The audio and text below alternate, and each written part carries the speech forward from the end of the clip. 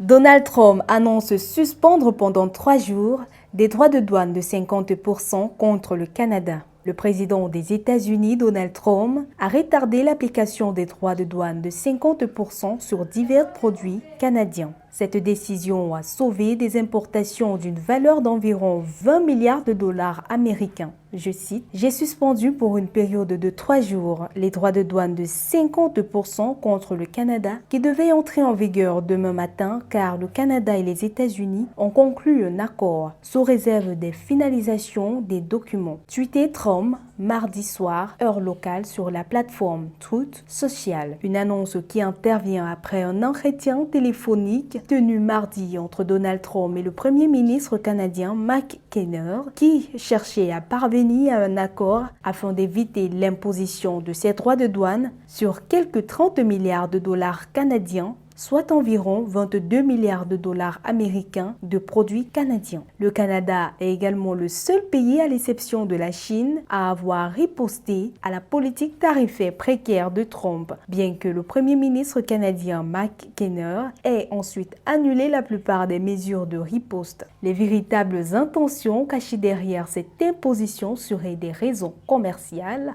D'après des sources bien informées, Trump a pris spécifiquement pour cible le Canada, accusant le pays d'avoir rendu difficile pour les États-Unis d'exporter des produits laitiers, des voitures et des boissons alcoolisées. Ces surtaxes, annoncées en mi-juillet, devraient entrer en vigueur ce jour, mercredi 19 août à minuit, 4h GMT, et porter sur l'équivalent de 20 milliards de dollars d'importations canadiennes des produits aussi variés que le ciment, les troupes de hockey sur glace ou la bière. Afin d'éviter ce nouveau tour de vis tarifaire, une équipe de négociateurs canadiens était encore présent hier mardi 18 août à Washington. Mike Keener leur a donné pour instruction d'ouvrir des concessions ciblées afin d'empêcher ces nouvelles surtaxes, mais également de tenter d'en réduire d'autres déjà en place.